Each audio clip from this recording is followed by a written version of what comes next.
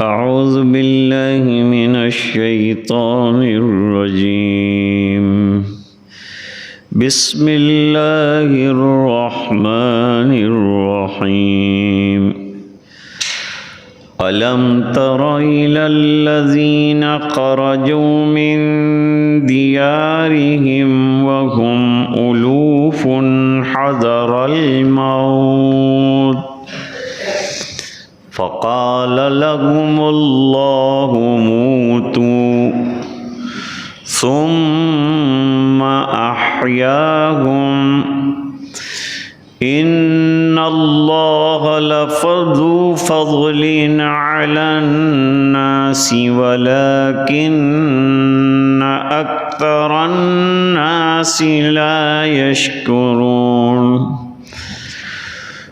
وقاتلوا في سبيل الله واعلموا أن الله سميع عليم من ذا الذي يقرض الله قرضا حسنا فيضاعفه له أضعافا كثيرة والله يقبض ويبسط وإليه ترجعون صدق الله العظيم।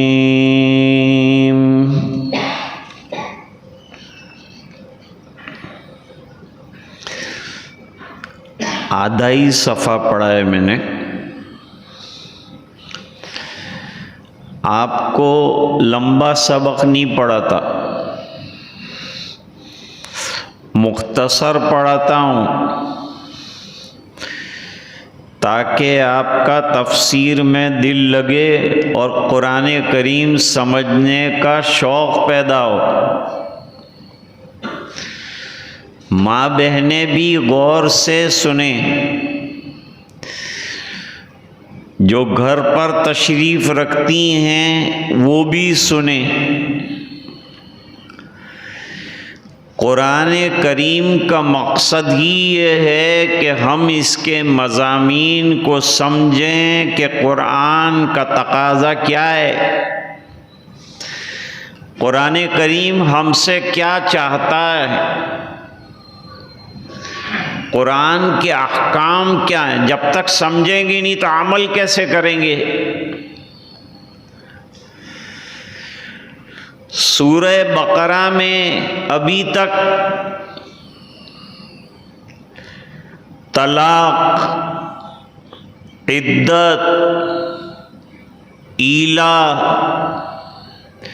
हलाल, हराम, ये तमाम के अहकाम बयान हो गए। अब यहाँ से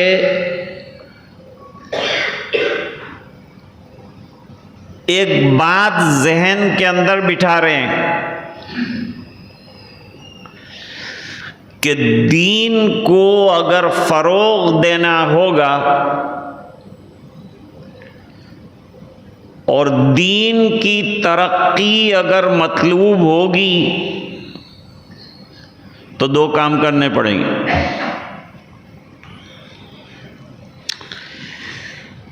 जिस माल को हमने समझा है कि हमारा है वो अल्लाह के रास्ते में लगाना पड़ेगा तो दीन को फरोग होगा, दीन को तरक्की मिलेगी। नंबर 2, जिस जान को हम बहुत संभाल के रखते हैं वो जान भी अल्लाह के रास्ते में लगानी पड़ेगी, क्योंकि माल भी हमारा नहीं है और जान भी हमारी नहीं है। जान भी अल्लाह की, माल भी अल्लाह का।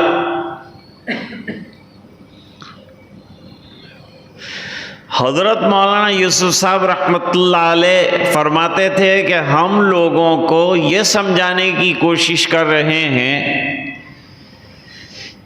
कि जान अल्लाह की दी हुई है, उसको अल्लाह के रास्ते में लगाना है। तो जब ये समझेगा कि अल्लाह की दी हुई चीज है तो लगाना आसान हो जाए। और माल के बारे में ये कच्चा ख्याल है कि हमारा है, ये ख्याल जब निकल जाएगा तो माल दीन के कामों में लगेगा, अच्छे कामों में लगेगा। अब मैंने अभी कहा कि भाई माँ बहनें भी सुने तो शायद कोई समझदार पढ़ी लिखी खातून एतराज कर सकती है। क्या एतराज? एतराज ये हो सकता है कि भाई जिहाद तो औरतों पर है नहीं, फिर हम सुन के क्या करेंगे? तो सुन के मर्दों को रग़बत दिलाना है कि अपना वक़्त अल्लाह के रास्ते में लगाएं, अपनी जान अल्लाह के रास्ते में लगाएं, उसका शौक़ दिलाएं। सहाबियात को तो जिहाद का भी शौक़ था, हमको तो इबादत का भी शौक़ नहीं है, नमाज का भी शौक़ नहीं है। और पैसे निकालने की तो हम बात करते ही नहीं, जेब में तो हाथ डालते ही नहीं। और हमको मर्तबे ऊंचे ऊंचे चाहिए, जन्नतुल फिरदौस हमको चाहिए, लेकिन 10 रुपये वाला जन्नतुल फिरदौस लगाते हैं और जाना चाहते हैं जन्नतुल फिरदौस में। देखो एक वाकया सुनाऊं तुमको, माँ बहनें सुनो।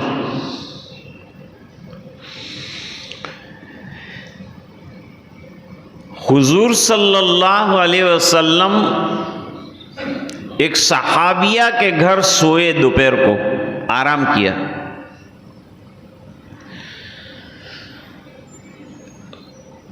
हुजूर नींद से एकदम बेदार हुए और मुस्कुराने लगे।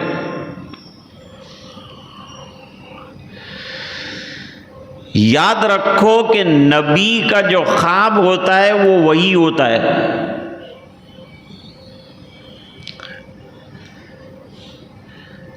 और एक बात ये समझ लीजिए कि जरूरी नहीं कि रात के पिछले हिस्से में जो ख्वाब आए वही सच्चा होता है। सुबह में भी ख्वाब सच्चा हो सकता है, दोपहर को भी हो सकता है।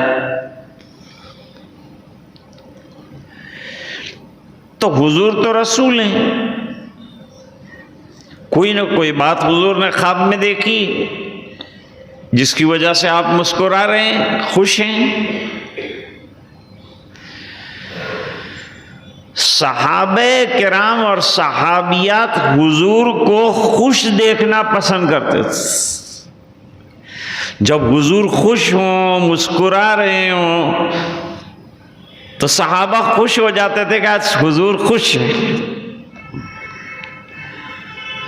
अब हम सोचें कि हम कितने काम दिन में ऐसे करते हैं कि हुजूर कब्र में खुश हों। सोचो कितनी सुन्नतों पर हम अमल करते हैं कि सरकार खुश हों।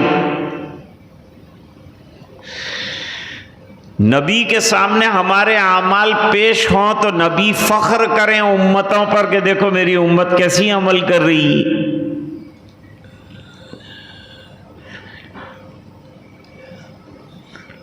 हजरत उमर रदी अल्लाह ताला अन्हो ने एक दिन हुजूर को मुस्कुराते देखा तो फरमाया कि अल्लाह हमेशा आपको मुस्कुराते रखे। हुजूर किस बात पर मुस्कुराए आप?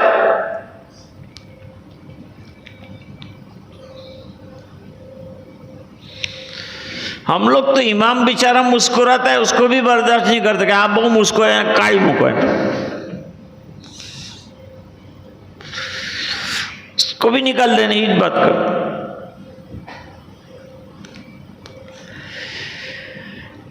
खैर तो अब वो सहाबिया दौड़ कर आई, हुजूर कोई खुशी की बात देख ली आपने? कहा क्या देखा? कहा मैंने सहाबे किराम का एक लश्कर देखा जो समंदर के पार जा रहा है जिहाद करने के लिए। और उस जमाने में जब ये बात हो रही है ऐसी स्टीमरें और जहाज नहीं थे, बादबानी कश्तियां थी जो हवा के रहमो करम पर चलती थी।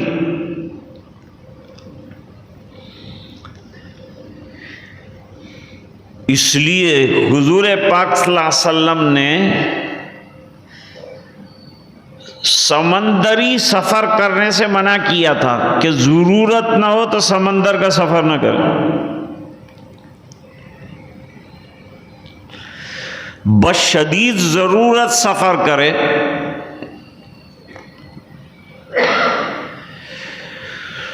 तो मैंने हुजूर फरमाते हैं ऐसा लश्कर देखा जो समंदरों के ऊपर ऐसा बैठा है और चल रहा है जैसे कि तख्त के ऊपर बादशाह बैठे हैं,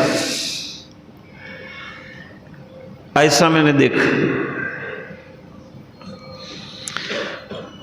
और ये जो जिहाद के लिए और क़िताल फी सबीलिल्लाह के लिए समंदरों के पार जाएंगे, मेरी उनके लिए मग़फ़िरत की दुआ है।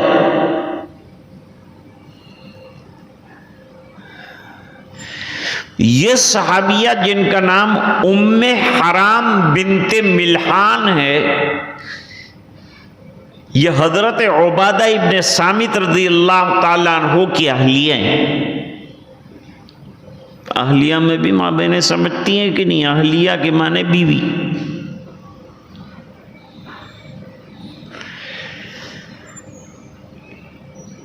तो अब जिहाद तो औरतों पे है नहीं, लेकिन इन्होंने तमन्ना कर डाली कि हुजूर मेरे लिए दुआ कीजिए, अल्लाह मुझे भी उनमें शामिल फरमा।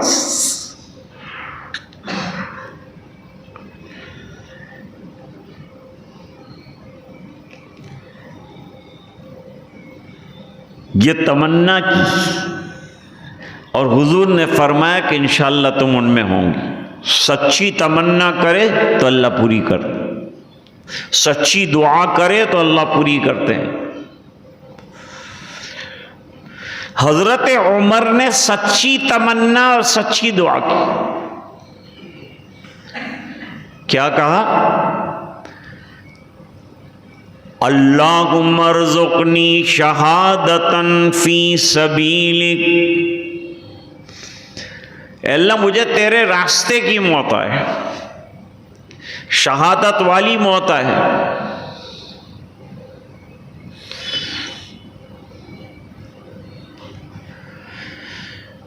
मेरे वालिद साहब रियूनियन के हाजी साहब के साथ सफ़र कर रहे थे। पहले ज़माने में कारें भी सब ऐसी होती थी, आजकल तो बहुत लेटेस्ट तरह तरह की सेंसर वाली कैसी कैसी कारें आई। तो वो एक दरवाज़ा हिल रहा था, तो ड्राइवर ने वो हाजी साहब को कहा कि तुम्हारा तरफ ना दरवाज़ा ज़रा बंद करिए, नहीं तो पड़ी जाओ तुम्हें। तो जुमा का दिन था, मेरे वालिद साहब ने कहा गिर जाएंगे तो शहीद हो जाएंगे। कहा मारे शहीद नहीं थो, તમે મોર સાહેબ આવી કાં વાત કરો કે શહીદ થવાની કામ, મારે બહુ કામ કરવાના છે।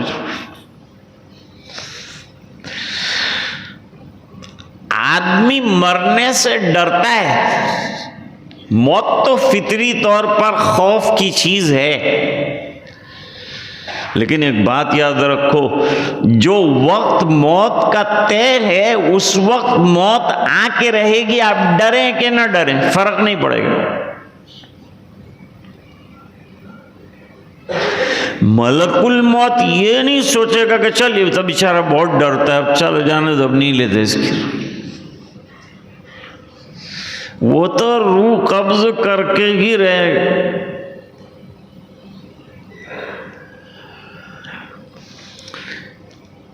कुल्लु नफ्सिन जायक़तुल मौत हम हर वक्त पढ़ते हैं, लेकिन इसका यकीन नहीं करते। कि मौत एक यकीनी अम्र है। अगर मैदान जिहाद में लिखा है तो वहां मौत आएगी, और अगर मैदान जिहाद में नहीं लिखा है तो जिहाद के अंदर आप दुश्मनों में घुस जाएंगे, वहां भी मौत नहीं आएगी। दो मिसाल दूं आपको। एक सहाबी हैं हजरत खालिद इब्ने वलीद रज़ी अल्लाह अन्हु। उन्होंने बेहद तमन्ना की और दुश्मनों के लश्कर के बीच में घुसे कि मैं शहीद हो जाऊं, शहादत मेरे हिस्से में आ जाए।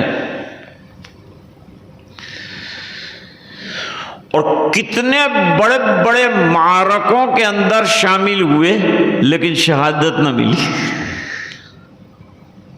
शहादत नहीं मिली।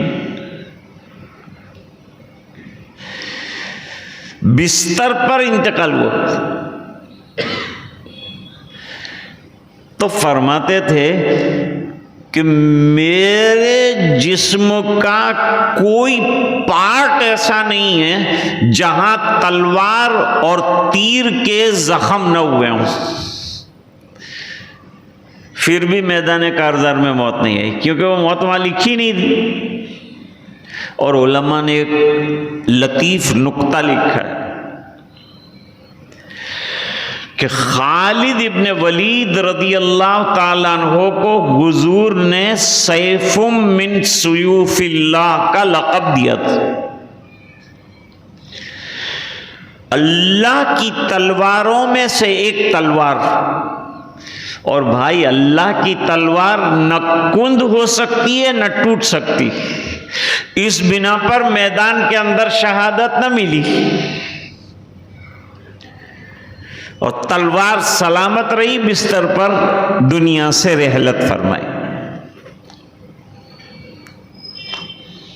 दूसरे एक साहबी हैं, उन्होंने जितना माल कमाया सब जंगों की गनीमत से कमाया।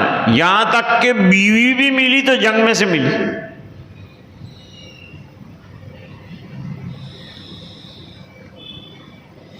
आज अगर किसी से कहा जाए कि आपको मैदान कारजार में जाना है, बीवी मिलेगी, तो क्या कमांडी वाला मोर साहब कहीं जरूरत न थे अपन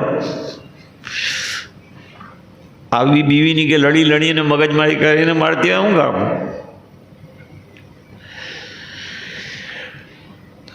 शहजादी मिली तो भी जंग से मिली। हजरत जुबैर इब्ने अवाम रज़ी अल्लाह अन्हु,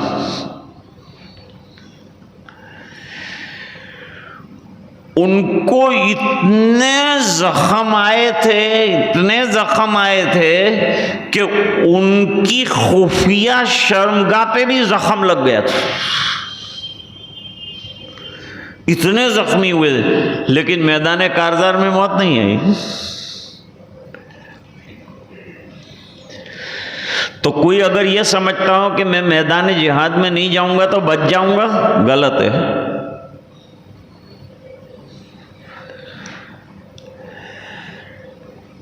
वक्त लिखा होगा तो पहुंच ही जाएगा। हदीस शरीफ में है कि हजरत साद इब्ने मुआज रज़ी अल्लाह ताला अन्हु हुजूर के मदीना हिजरत करने के बाद उम्रा करने की गर्ज से मक्के आए, और उमैया के घर पे ठहरे।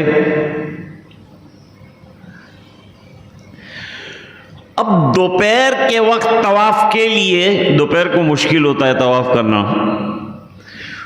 उस जमाने में तो हरम खाली था तो तवाफ करना आसान, 2 मिनट के अंदर चक्कर काटे तवाफ खत्म हो जाता। दोपहर के वक्त तवाफ कर रहे थे तो वहां से अबू जहल गुजरा। उमैया से पूछा, भाई ये कौन है? कि ये औस के सरदार साद इब्ने मुआज हैं। अच्छा, ये यहाँ क्या कर रहे भाई? कहिए तवाफ कर रहे हैं, उम्रे के लिए आए? तेरे मेहमान है क्या? कहा मेरे मेहमान। यार ये बड़ी अच्छी बात रही भाई। हमारे यहाँ के भगोड़े जितने थे वो सहाबा, वो सबको वहाँ अपने यहाँ इन लोगों ने संभाल के रखा है, और यहाँ ये अमनो अमान के साथ तवाफ कर रहे हैं, और तू इसको सहारा दे रहा है।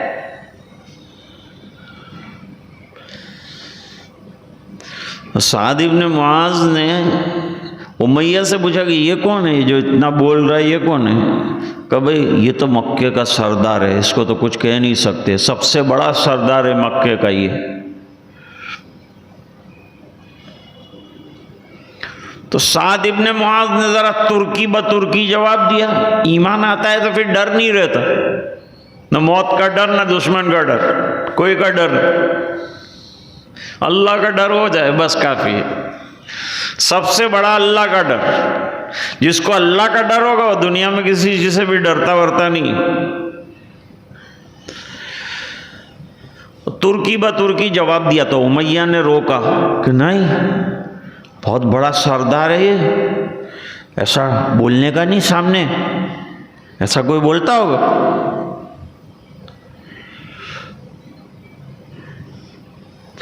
साद इब्न मुआज ने कहा तू भी चुप बैठ वरना तुझे भी अभी सुनाता हूं। कहा मैंने क्या किया, मेरे को क्या सुनाएगा? कहा तू काम मरने का है, वो मेरे को नबी ने बताया है। अरे यार तू मेरा मेहमान हो के यार मेरे मौत की बात करता है। कब चुप रहे वरना बताऊंगा तेरी मौत का आने की। हुजूर ने पेशगोई कर दी थी ग़ज़वे बद्र से पहले कि कौन कहां कहां मरेगा। जब बद्र के मैदान में निकले हुजूर लश्कर को ठीक करने के लिए, तो हुजूर ने निशान रखा अपनी लकड़ी से, तलवार से, कहा यहां उमैया मरेगा, यहाँ उबई इब्न खल्ब मरेगा, यहाँ अबू जहल मरेगा, यहाँ वलीद मरेगा, यहाँ उतबा मरेगा, यहाँ तक बताया, और जहां बताया था वहीं मरे हो। अच्छा, अब ये मौत की बात सुन के काफिर तो बहुत घबराता है। अभी ये जो मुशरिकीन इतने हमसे घबराते हैं, वही क्या यार जिहाद जिहाद नहीं बात करे, यहाँ मार काढ़ा अपन, बहुत डरते हैं। हालांकि हम कुछ भी नहीं करते, हमारे पास ना हथियार है ना कुछ है, खाली बात करते तो भी गिरफ्तार कर लेते, कहते तो जिहाद की बात कर रहे हैं, इसको गिरफ्तार करो भाई। बेचारे ने कुछ नहीं किया, उसके पास टमाटर काटने की छुरी भी नहीं है, तो भी इसका डर। मेरे वालिद साहब एक लतीफा सुनाते थे। एक अंग्रेज के यहाँ एक पठान जो था वो सर्वेंट था, सफर में निकले तो दोपहर का वक्त हुआ तो एक दरख्त के नीचे आराम किया।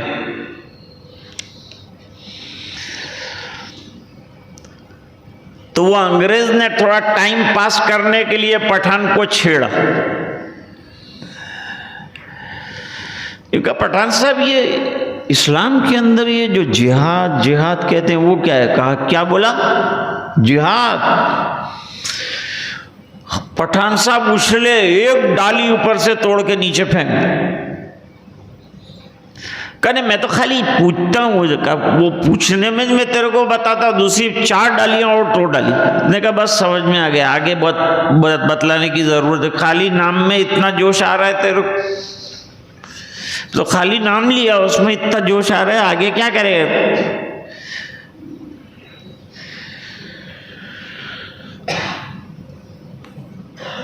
अब जो है उमैया घर गया, बहुत घबराया हुआ था।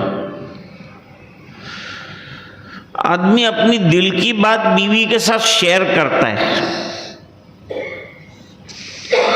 घरवाली को कहा तुझे कुछ पता चला, ये जो मेहमान आया ना अपना यसरिबी, यानी ये मदीने को यसरिब कहते थे फिर, तो बहुत डेंजर बात करता है। क्या कहा इसने? ये तो यूँ कहता है कि अभी जो जंग आने वाली है ना उसके अंदर मैं मारा जाऊं। अच्छा ऐसा कहता है? किसने इसको कहा? इसको नबी ने कहा संभालियो भाई, नबी की बात झूठी नहीं होती, तुम संभालना। तुम कहीं जाने के तो नहीं ना आगे? कहा नहीं नहीं मैं नहीं जाऊंगा, अभी जाने का होगा तो भी कैंसिल, जाऊंगा कब, मेरे को मरना है क्या? नहीं जाऊंगा। लेकिन जब बद्र का मौका आया तो अबू जहल ने इसको उभारा। सिर्फ शर्म नहीं आती, मर्द होके घर में चूड़ियां पहन के औरतों की तरह बैठा है, सब निकल रहे हैं तो क्या कर रहा है घर के अंदर? इसने बहुत बहाने किए, लेकिन उन्होंने कहा ना तेरे को तो निकलना पड़ेगा, ऐसा कैसे चल सकता है? तू सरदार होके नहीं निकलेगा तो ये लोग कैसे निकलेंगे? कि बीवी ने कहा वो याद है ना बात कई इनके पहले की असरबी वाले की दे थे। हाँ ये तो याद છે મને, પણ હું પાછળ જ રહેવાને, એમ લાગે કે માર પડવાની છે, નહીં આવો।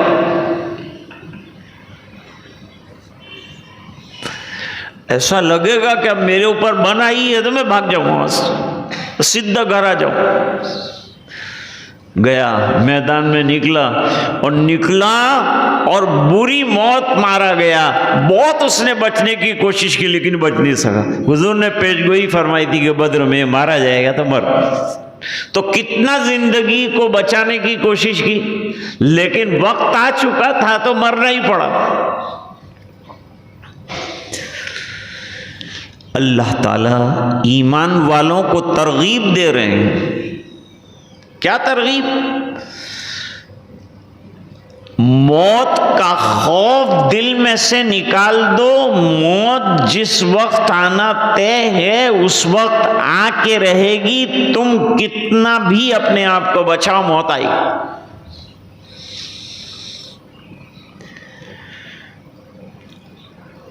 तो बात अपनी क्या चल रही थी कि उम्मे हराम बिनते मिल्हान ने दुआ की और वो दुआ को अल्लाह ताला ने कबूल कर लिया।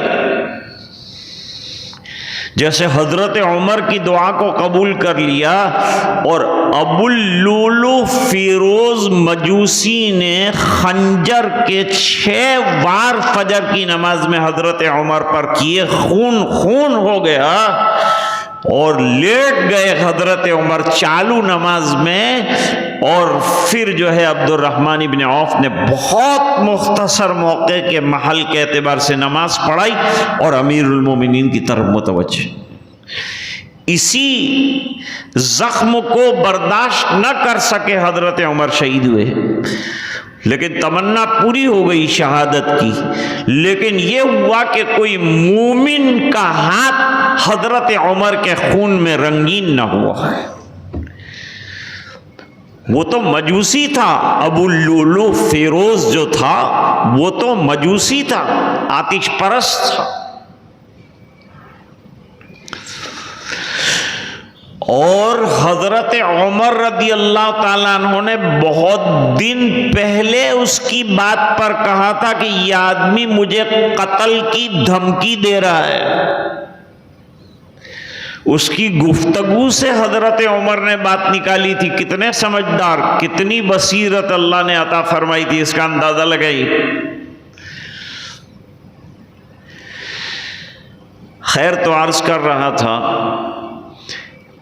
कि खातून होकर मैदान कारदार में जाने की तमन्ना की। हुजूर ने फरमाया तेरी दुआ कबूल, तू लड़ेगी नहीं, खिदमत करेगी मुजाहिदीन की और उसी में तेरी शहादत होगी। ऊंट से गिर गई, गर्दन में मोच आई, शहीद हो गई।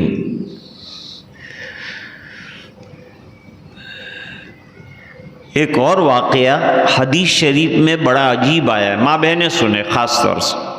माँ बहनों को ऐसा लगता है कि आ तफसीर अंदर हूँ हमने हमजद तो पढ़ती नहीं हूँ आगे ने हूँ हम हमड़ी ने हूँ करवाना। बहुत काम की बात है, बेकार बात एक भी नहीं करता मैं, काम की बात करता हूँ। सुनो, कदर करो। एक सहाबिया हुजूर की खिदमत में आई, सवाल कितना अच्छा किया है वो देखो। सवालात तो सहाबा कभी कर लेते थे, कभी सहाबियात कर लेती थी, लेकिन सहाबा और सहाबियात बहुत काम के सवालात करते, बेकार कोई सवाल, हुजूर को तकलीफ देने वाला कोई सवाल नहीं करते, मालूमाती सवाल करते। तो वो करना चाहिए। आपको भी इजाजत है, आप बैठे हैं यहाँ, कोई बात आपको समझ में ना आए मेरी तफसीर की, आप मुझे सवाल कर सकते हैं। ये मजलिस का हक है कि आप मुझे सवाल करें कि मौलाना ये बात समझ में नहीं है, क्या बताइए आपने। आपको पूरा इख्तियार हासिल। वो खातून हुजूर की खिदमत में आई, उसने जो सवाल किया वो बड़ा अजीब था। उसने कहा जिहाद मर्दों के लिए रखा गया, जिहाद में मर्द जाएंगे, क़िताल फी सबीलिल्लाह मर्द करेंगे, औरतें नहीं करेंगी। तो इतने बड़े सवाब से महरूम होगी। अब ये मर्दों का सवाब कितना, ये घर से निकले, रास्ते में चले, गुबार उड़े घोड़े का, उस पर भी अजर मिले। घोड़े की टापों पर भी अजर मिले, घोड़े को खिलाए तो अजर मिले, वो लीद करे तो अजर मिले, ये अल्लाह के रास्ते में जख्मी हो तो अजर मिले, शहीद हो जाए तो जन्नतुल फिरदौस मिले।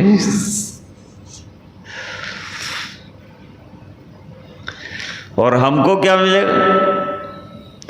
बच्चे इनके अपने को घर में संभाल लेंगे। ये तो निकल के चला गया, पोटला बिस्तर लेके निकल गया, लेकिन बच्चे संभालना, उनकी हिफाजत करना, उनकी तरबियत करना, शौहर के माल की, उसकी इज्जत की हिफाजत करना, उसके घर की हिफाजत करना, उसकी अमानतों की हिफाजत करना, उसके सामान की हिफाजत करना, उसके नामूस की हिफाजत करना, ये तमाम जिम्मेदारियां हम औरतें उठाती है, हमको कुछ मिलता नहीं। जब इतना हम करती हैं तो हमें भी तो कुछ मिलना चाहिए।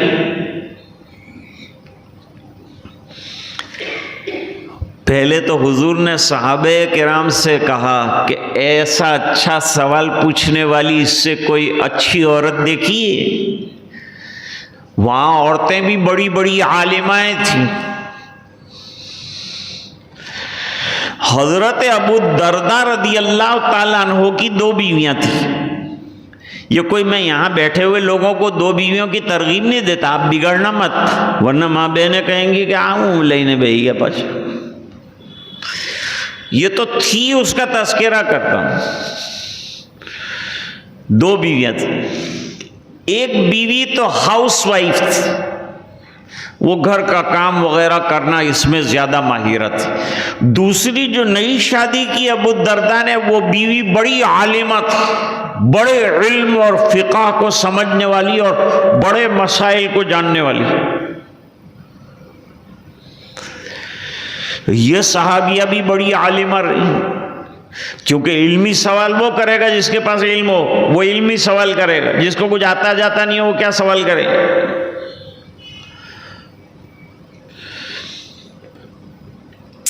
हुजूर ने फरमाया, अब जवाब सुन, तेरा दिल खुश हो जाएगा, अल्लाह के रास्ते में जो जाते हैं उनकी बीवियां खुश हो जाए, ऐसा जवाब दी।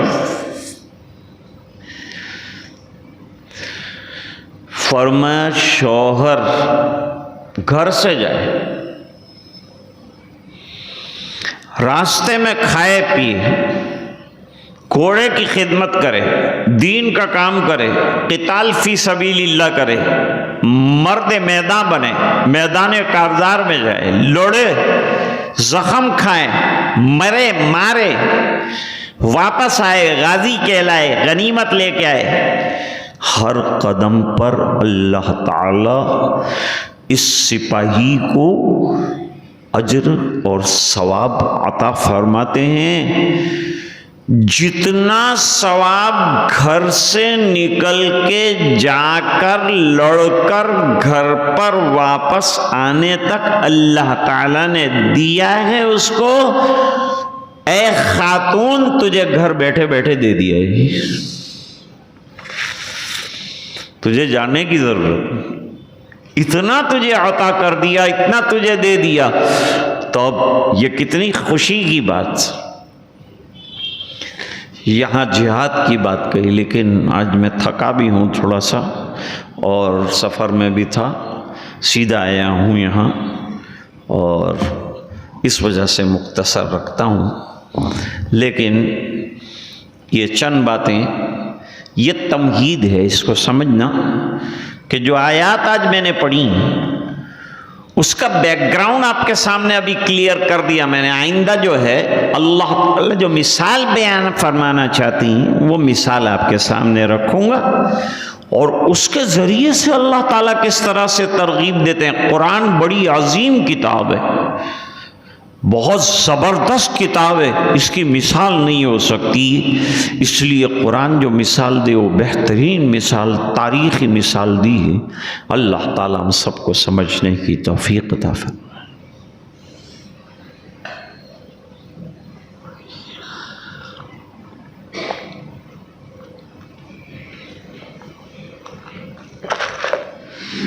थोड़ी देर जिक्र कर लें। माँ बहनें जो बैठी हैं यहाँ वो भी शामिल हो जाए, जो घर बैठी हैं वो आहिस्ता आहिस्ता कह लें। अभी हाफिज शफीक साहब ने एक बात बताई थी, वो ये थी कि बेफज़लिही ताला वराछा में कुछ न कुछ दीनी एक्टिविटीज़ हमेशा जारी रहती। यहाँ के जवानों को, यहाँ के लोगों को दीन की बड़ी फिक्र है, जिंदा दिली का सबूत देते हैं। बड़ी उम्र की माँ बहनों ने भी कुरान करीम सही पढ़ने का शौक जाहिर किया। 35 ख़वातीन के नाम आए, उनके लिए वक्त तजवीज़ किया गया दोपहर का। और बड़ी उम्र के लोगों ने भी तमन्ना जाहिर की कि हमारा भी कुरान सही हो जाए तो हमारी नमाजें सही हो जाए। इतना कुरान दुरुस्त करना ज़रूरी है जिससे हमारी नमाजें दुरुस्त हो जाएं। आमतन लोग समझते हैं कि इतनी बड़ी उम्र में क्या पढ़ना। 60 साल की उम्र में कोर्ट के अंदर केस होगा तो जाना पड़ेगा कि नहीं? जब वह यूं कहेंगे कि इतनी बड़ी उम्र में क्या जानेंगे, जाएगा बोलेगा कि नहीं? अब लोग क्या कहते हैं कि बुढ़ा तोता क्या पढ़ने का है। बुढ़े तोते के ऊपर केस हो जाए तो कैसा बोलता है? फरमाते हैं कि जैसे जरूरत पड़ने पर हर चीज हमको सीखनी पड़ती। जरूरत पड़ी, 60 साल का बुढ़ा मोबाइल नहीं रखता क्या? 80 साल का बूढ़ा मोबाइल नहीं चलाता क्या? अंग्रेजी नहीं सीखता क्या? पोते के पास अंग्रेजी सीख रहा और नवासे के पास अंग्रेजी की चौपड़ी लेके बैठा। अरे भाई शर्माते नहीं आप? इनके दीन न्याय अपना रेवानु से दुनिया में शर्मावानी में जरूरत, तो कुरान में क्या शर्माना है? एक बात याद रखो, सहाबे किराम ने बड़ी उम्रों के अंदर कुरान सीखा। बड़ी बड़ी उम्रें, ईमान लाए तो कुरान नहीं आता था, तो बड़ी उम्र के अंदर सहाबा ने कुरान सीखा। कुरान सीखना और इल्म सीखना ऐब नहीं है, कितनी भी बड़ी उम्र हो। आज व्हाट्सएप पर खबर आई कि फलस्तीन में 72 साल की एक औरत ने कुरान करीम हिफ्ज किया। तो उम्र नहीं देखी जाए, इल्म सीखने के अंदर शर्माओ मत, वरना इल्म से महरूम रहोगे। किसी के कहने पे मत जाओ कि आप ये उम्र में क्या सीख रहे हैं। बेधड़क इल्म हासिल करो। जब आपको उलमा सिखा रहे हैं, पढ़ा रहे हैं, बड़ा अल्लाह का एहसान है कि आपके पास ऐसे अफराद हैं जो आपको कुरान करीम पढ़ा रहे हैं। तो इतनी बड़ी नेमत से महरूम नहीं होना चाहिए। अच्छी तरह से पढ़िए और वक्त दीजिए। अगर आप 7 दिन पूरे नहीं दे सकते हैं तो कुछ दिन दीजिए। हाफिज शफीक को लिखवाइए कि भाई हम इतने दिन दे सकेंगे, हम इतने दिन दे सकेंगे, कोई हरज की बात नहीं। अल्लाह ताला जज़ा खैर अता फरमाए और आपको कुरान करीम के बेहतरीन इल्म से माला माल फरमाए। तेरे सिवा माबूदे हकीकी कोई नहीं है, कोई नहीं। तेरे सिवा मसजूदे हकीकी कोई नहीं है, कोई नहीं। तेरे सिवा मशहूदे हकीकी कोई नहीं है, कोई नहीं। अब तो रगे बस तादम आखिर विरदे ज़ुबान मेरे ला इलाहा इल्लल्लाह, ला इलाहा इल्लल्लाह, ला इलाहा इल्लल्लाह, ला इलाहा इल्लल्लाह, ला इलाहा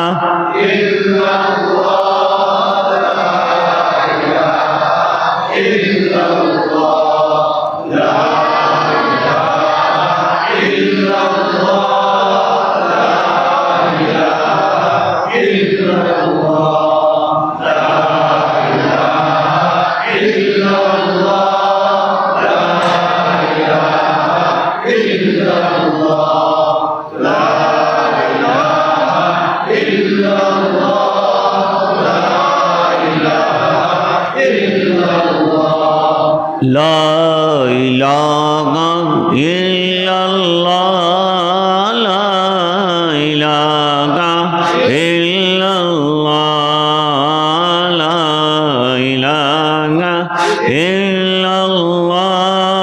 इल्लल्लाह,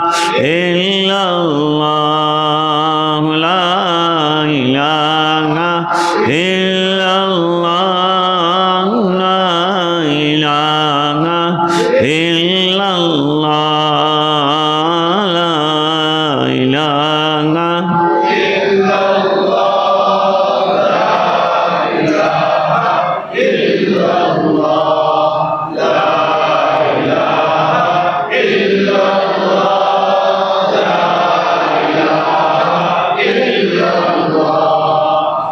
इलाहा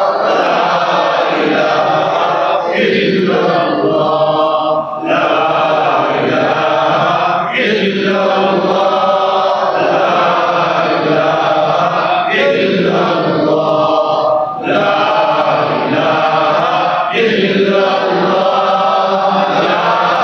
इलाहा इल्लल्लाह, ला इलाहा इल्लल्लाह, ला इलाहा इल्लल्लाह,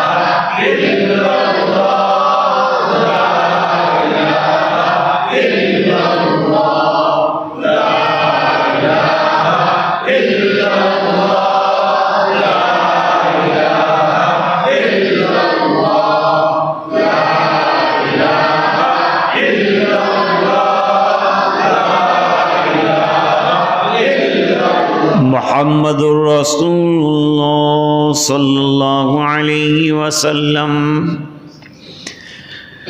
अल्लाहुम्मा लकल हम्दु कमा अंता अहलु फसल्लि अला मुहम्मदिन कमा हुवा अहलुहु वफ़अल बिना मा अंता अहलुहु इन्नका अंता अहलुत तक़वा व अहलुल मग़फ़िरह रब्बिग़फ़िर वरहम वतजावज़ अम्मा तअलम इन्नका अंतल अअज़्ज़ुल अकरम।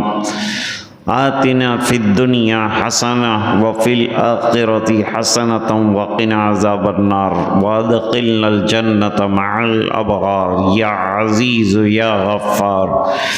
अल्लाहुम्मा अफ़्तह लना बिल खैर वत्मिम लना बिल खैर वजअल अवाक़िब उमूरिना बिल खैर बियदिकल खैर इन्नका अला कुल्लि शैइन क़दीर।